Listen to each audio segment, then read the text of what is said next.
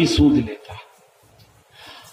آج غیر مسلم اگر دھوکہ دے کر بےایمانی کر کے اپنے کاروبار کو آگے بڑھاتا ہے تو مسلمان بھی اس میں کسی سے پیچھے نہیں ہے، کہ پھر شرم اور غیرت کی بات ہے۔ میرے دوستو، کلکتہ شہر ایک کاروباری شہر ہے اور بزنس مین بڑے بڑے کلکتے میں بڑے ہوئے ہیں۔ ایک دفعہ میرا کلکتے جانا ہوا تو وہاں ایک ایئر کنڈیشن ہال میں لوگوں نے تاجروں کو بلا کے ایک پروگرام کیا کہ ہمیں بزنس اور تجارت اسلام کے دائرے میں رہ کر کے کس طرح کرنی چاہیے، یہ موضوع تھا گفتگو کا۔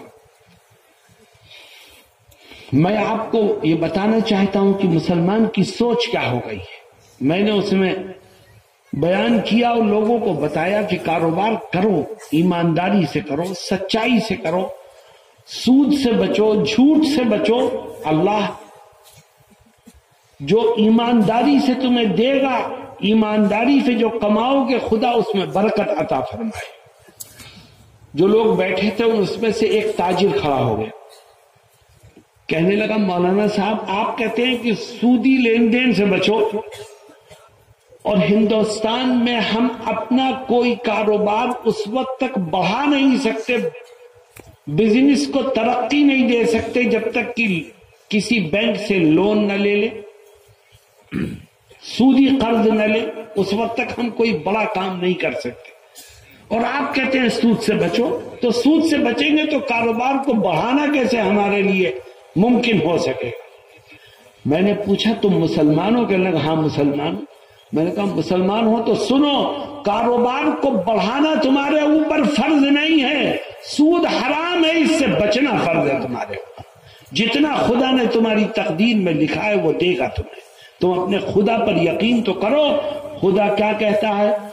وَيَرْزُقْهُ مِنْ حَيْثُ لَا يَحْتَسِبُ وَمَنْ يَتَوَكَّلْ عَلَى اللَّهِ فَهُوَ حَسْبُهُ إِنَّ اللَّهَ بَالِغُ أَمْرِهِ قَدْ جَعَلَ اللَّهُ لِكُلِّ شَيْءٍ قَدْرًا۔ اللہ کہتا ہے مجھ پر بھروسہ کر کے دیکھ، حرام کو لات مار، ناجائز کام کو مت کر، مجھ پر بھروسہ کر، جو حلال کام ہے وہ کر، تو میں کیا کروں گا؟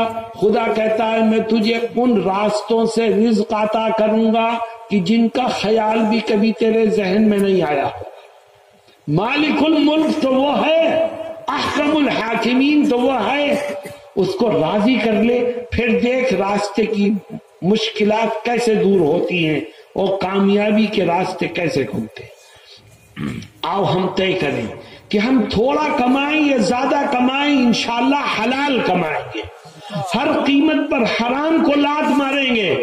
دیکھو انسان حرام کماتا ہے کس کے لیے؟ بیوی کے لیے، بچوں کے لیے، اپنے رشتہ داروں کو خوش کرنے کے لیے، لیکن جب تو قبر میں پہنچے گا تو نہ بیوی تیرے ساتھ ہوگی، نہ بچے تیرے ساتھ ہوں گے، نہ رشتہ دار تیرے ساتھ ہوں گے، نہ دوست تیرے ساتھ ہوں، وہاں تو تجھے اکیلے بھگتنا ہوگا۔ اس لیے یہیں سے تیاری کر اور ہر حرام سے بچ، اپنی آمدنی کو حلال بنا۔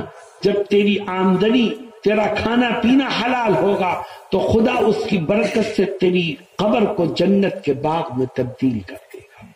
کیوں بھائی؟ اس پر عمل کرو گے انشاءاللہ۔ اور ایک آخری چیز میرے عزیز ساتھیوں، صبح سے میں چل رہا ہوں تقریباً 4 بجے سے، اور سفر تو میں یہاں آگے لیٹ گیا تھا تھوڑی دیر کو۔ آپ لوگوں کے اندر طلب ہے، جب سننے والوں میں طلب ہوتی ہے تو خدا ذہن میں خود مفید باتوں کو ڈالتا چلا جاتا ہے۔ اس عزم سے سنو کہ جو سنیں گے اس پر عمل کریں۔ آخری چیز، اگر یہ چاہتے ہو کہ خدا تمہاری قبر کو جنت کے باغ میں تبدیل کرے اور تمہیں قبر میں ایک اچھا ساتھی نصیب فرمائے، تو آخری بات میری یاد رکھنا، اور وہ یہ ہے کہ آج سے طے کر لو کہ زندگی کے ہر قدم پر اٹھتے بیٹھتے چلتے پھرتے کھاتے پیتے محمد الرسول اللہ صلی اللہ علیہ وسلم کی ایک ایک سنت کو زندہ کریں گے۔ جو شخص آقا کی سنتوں پر عمل کرتے کرتے دنیا سے جائے گا، اللہ اس کی قبر کو جنت کے باغ میں تبدیل کر دے گا، اور جو آقا کی سنتوں کو پیروں تلے روند کر کے دنیا سے جائے گا، اس کو وہاں کی بربادیوں کے سوا کچھ ہاتھ نہیں لگے گا۔ مسلمانوں، آج نبی کی سنتوں کو نقصان یہودیوں سے نہیں پہنچ رہا ہے، عیسائیوں سے نہیں پہنچ رہا ہے، خدا کے دشمنوں سے نہیں پہنچ رہا ہے، نبی کی سنتوں کو نقصان خود مسلمانوں سے پہنچ رہا ہے۔ اور مسلمان روتا ہے کہ بربادیوں نے ہمارا گھر دیکھا ہے۔ ارے جب تیرے ہاتھ سے رحمت للعالمین کا دامن چھوٹ گیا تو پھر تو خدا کی رحمت کا امیدوار کیسے بنتا ہے؟ پریشانیاں نہیں آئیں گی تو اور کیا آئے گا؟ اللہ رب العزت کہتا ہے تم کس کی نقل اتارتے ہو؟ یہودیوں کی، عیسائیوں کی، اللہ کے دشمنوں کی؟ خدا کہتا ہے نہیں، اگر نقل اتارنی ہے تو آؤ میرے نبی کی نقل اتارو۔ اے اللہ، اگر ہم تیرے نبی کی نقل اتاریں گے تو ہمیں ملے گا کیا؟ دیکھو کیا کہتا ہے میں تمہیں دو طرح کے انعامات سے مالا مال کرتا۔ قل ان کنتم تحبون اللہ فاتبعونی یحببکم اللہ ویغفر لکم ذنوبکم۔ اللہ کہتا ہے کہ میرے محبوب کی اتباع کرو، اس کی نقل اتارو، اس کو اپنا آئیڈیل بناؤ۔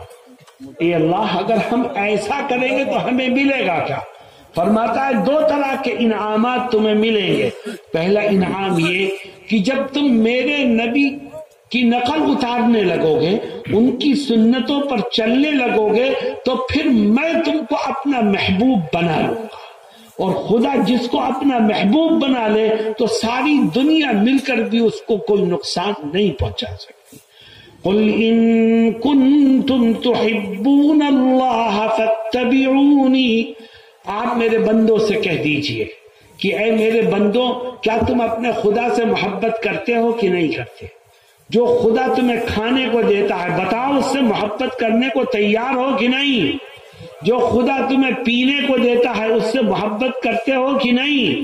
جس خدا نے دیکھنے کے لیے چوک بنائی، چلنے کے لیے پیر دیے، پکڑنے کے لیے ہاتھ دیے، انگنت نعمتیں دی، فرماتا ہے وَإِن تَعُدُّوا نِعْمَةَ اللَّهِ لَا تُحْصُوهَا۔ تم خدا کی نعمتوں کو شمار کرنے بیٹھو تو تمہاری زندگیاں تو ختم ہو سکتی ہیں، پر رب ذوالجلال کی نعمتوں کا شمار تمہارے بس کی بات نہیں ہے۔ تم اس رب سے محبت کرتے ہو کہ نہیں؟ فرماتا ہے کہ ہر انسان یہ کہے گا میں اپنے رب سے محبت کرتا ہوں، تو آپ اس سے یہ کہہ دیجئے کہ اگر تم اپنے خدا سے محبت کرنے والے بننا چاہتے ہو تو میری سنتوں پر عمل کرو۔ تم میری سنتوں پر عمل کرو گے تو پھر تمہیں خدا سے محبت کرنے کی ضرورت نہیں، خدا خود تم سے محبت کرنے لگے گا۔ وَيَغْفِرْ لَكُمْ ذُنُوبَكُمْ، اور دوسرا انعام کہ سنتوں کی برکت سے خدا تمہارے گناہوں کو معاف کر دے گا۔ میرے دوستوں اور ساتھیوں، یہ 5 کام ہیں، ان کو کسی کاغذ پر لکھو اور اپنے گھر کی دیوار پر چپکا لو۔ دیکھو صبح اٹھ کے کہ آج مجھے یہ 5 کام کرنے، صبح کو دیکھو اور رات میں اس کا جائزہ لو کہ ان 5 کاموں میں سے کتنے ہوئے کتنے نہیں ہوئے۔ میں یہ نہیں کہتا کہ تم 100% کام کرنے میں کامیاب ہو جاؤ گے، نہیں، تم صبح کو عہد کرو میں ان 5 کاموں کو کروں گا، رات میں جائزہ لو تو کچھ نہ کچھ کمی تمہیں دکھائی دے گی، فکر مت کرو، سچے دل سے توبہ کرو، خدا تمہاری توبہ کو قبول کر کے تمہارے گناہوں کو معاف کر دے گا۔ لیکن توبہ کون کرے گا؟ جس کو احساس ہوگا اپنے گناہوں کا۔ احساس کس کو ہوگا؟ جس کو فکر ہوگی کہ مجھے ان 5 باتوں پر عمل کرنا ہے۔ اس لیے انہیں لکھ کے چپکا لو، روزانہ اسے پڑھو، رات میں غور کرو کتنی کمی رہ گئی، اے رب جو کمی رہ گئی ہے اپنے فضل و کرم سے اس کو معاف فرما دے، وہ بڑا معاف کرنے والا ہے۔ وہ کیا کہتا ہے؟ فرماتا ہے گناہگار نہیں، متقیوں کی صفت بیان کرتا ہے، گناہگاروں کی نہیں متقیوں کی. فرماتا ہے والذین اذا فعلوا فاحشة او ظلموا انفسهم ذکروا اللہ فاستغفروا لذنوبهم ومن يغفر الذنوب الا اللہ. اللہ فرماتا ہے متقی کون ہے؟ متقی وہ نہیں ہے جس سے کوئی گناہ نہ ہو، نہیں، انسان سے تو گناہ ہوگا. فرماتے ہیں متقی وہ ہے کہ جب اس سے گناہ ہو جائے، کوئی نافرمانی ہو جائے، ان پانچوں کاموں میں سے کسی کام میں کوئی کوتاہی ہو جائے تو وہ فوراً اپنے رب کی طرف متوجہ ہو کر کے سچے دل سے توبہ کرے اور کہے اے خدا تیرے سوا کون ہے جو میرے گناہوں کو معاف کرے گا، اے خدا تو میرے گناہوں کو معاف کر.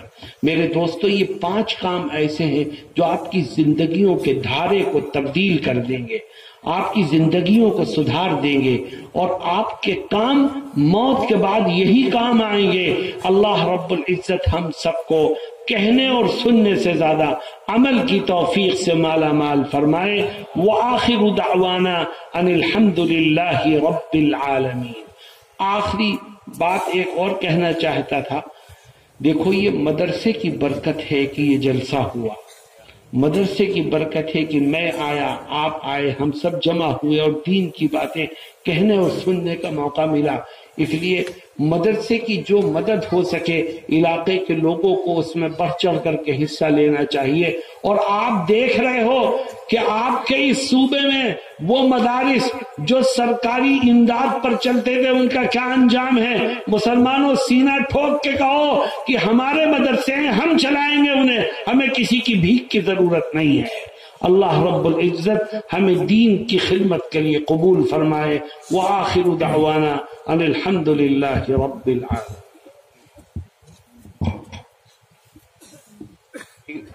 যে হজরত যে গুরুয়ে দিতা চন্দা দিবার ইচ্ছা আছে হজরতের হাতও দিলা এর পরেও হজরতের দোয়া হয়ে যাব, দোয়ার মাধ্যমে প্রোগ্রাম শেষ হয়ে যাব, এরপরে কম অক্তর মধ্যে শেষ হয়ে যায়. যে গুরু চন্দা দিবার খেয়াল আছে, শরীক হইবার খেয়াল আছে, হজরতের হাতও দিলা আর মজলিসের মধ্যে তোরা ইয়ে করে লেখো, আটি লেখো, তালাবা আপনার মাথায় এসব আটি দিলে ভালো হইব.